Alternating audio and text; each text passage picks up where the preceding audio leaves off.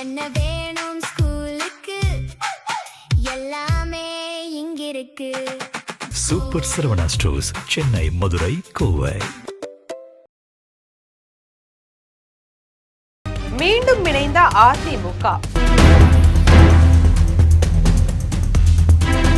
ஆனால் தனித்தே நிற்கும் சி.வி. சண்முகம். புயலுக்கு முந்தைய மௌனமா?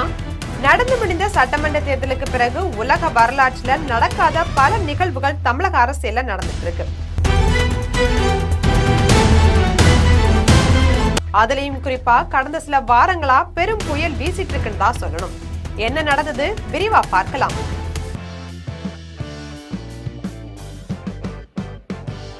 2026 சட்டமன்ற தேர்தலில் அதிமுக சந்தித்த படுதோல்வி அந்த கட்சியுடைய அஸ்திவாரத்தையே ஆட்டம் காண செஞ்சிருக்கு.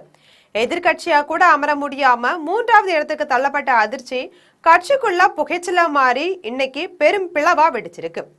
எடப்பாடி பழனிசாமிக்கு எதிராக போர்க்கொடி தூக்கிய எஸ்.பி. வெள்ளிமணி மற்றும் சி.வி. சண்முகம் தலைமையிலான அணியின் அடுத்த கட்ட நகர்வு தான் இப்போதைய தமிழக அரசியலுடைய ஹாட் டாபிக்.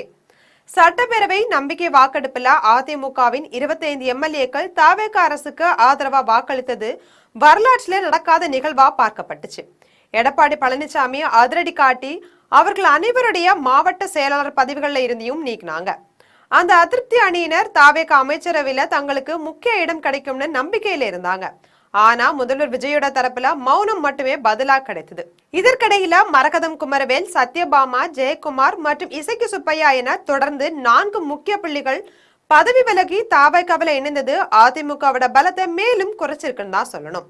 கட்சி தாவல் தடை சட்டம் ஒருபுறம், அரசியல் எதிர்காலம் மறுபுறம் அப்படின்னு இரட்டை அழுத்தத்துல சிக்கிய வேலுமணி நேற்று அவருடைய ஆதரவு எம்எல்ஏக்களோட வேறு வழியே இல்லாம எடப்பாடி பழனிசாமியோட இல்லத்திற்கு நேர்ல சென்று இபிஎஸ் சந்திச்சு ஆதரவு தெரிவிச்சிருக்காங்க. இரு தரப்பினரும் சபாநாயகர்கிட்ட அழுத்திருந்த மனுக்களை வாபஸ் பெற்று அதிமுக மீண்டும் இணைஞ்சிருக்கு அப்படின்னு அறிவிச்சிருக்காங்க.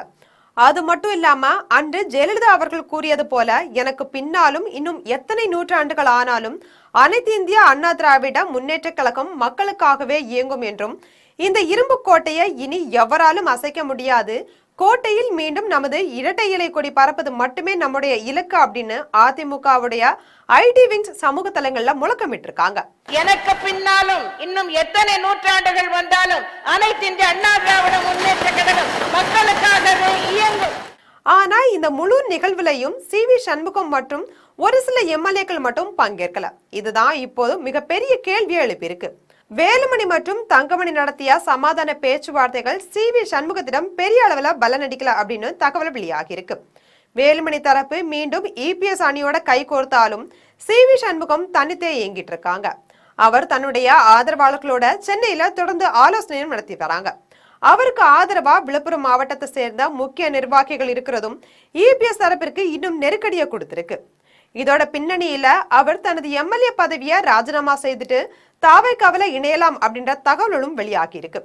ஏற்கனவே அதிமுகவில் இருந்து பல எம்எல்ஏக்கள் தவேகவில் இணைந்திருக்கக்கூடிய நிலையில சி.வி. சண்முகமும் அதே பாதையை தேர்வு செய்வாரா அப்படின்ற எதிர்பார்ப்பும் நிலவுது. ஆனா அவரை விஜய் ஏற்றுக்கொள்வாரான்ற கேள்வியும் எழுந்திருக்கு. ஏற்கனவே குதிரை பேரம் அப்படின்ற விமர்சனத்துல தவேக சிக்கி இருக்கக்கூடிய நிலையில மேலும் முக்கிய அதிமுக தலைவர்களை இணைத்துக்கிட்டா எதிர்கட்சிகள் கடுமையா தாக்கும்ன்ற வாய்ப்பு இருக்கதாவும் கூறப்படுது. அதிமுக தற்போது மீண்டும் இணைந்தாலும் இந்த உட்கட்சி மோதல் ஏற்படுத்திய தழும்புகள் அவ்வளவு எளிதா மறையாது. ஏற்கனவே அதிமுக எம்எல்ஏக்களை தக்க வைக்க இபிஎஸ் ஒரு பக்கம் போராட, மறுபக்கம் தவேகவுடைய அரசியல் வியூகங்கள் தமிழக அரசியல்ல புதிய மாற்றங்களை உருவாக்கி வருது. சி.வி. சண்முகத்துக்கிட்ட இந்த மௌனம் தனிப்பட்ட அதிருப்தியா அல்லது அதிகாரத்தை அசைக்க போகும் வியூகமா அப்படின்னு தெரியல. இந்த அமைதியால அதிமுகவுல நடக்கக்கூடிய அடுத்த கட்ட மாற்றங்களை பொறுத்திருந்து பார்ப்போம். இது போன்ற அரசியல் செய்திகளை உடனுக்குடன் தெரிந்து கொள்ள ஜெம் தொலைக்காட்சியுடன் எப்போதும் இணைப்பில் இருங்கள்.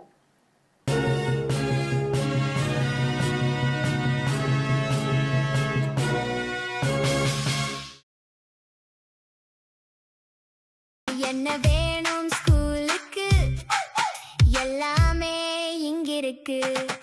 Super Saravana stores, Chennai, Madurai, Kovai.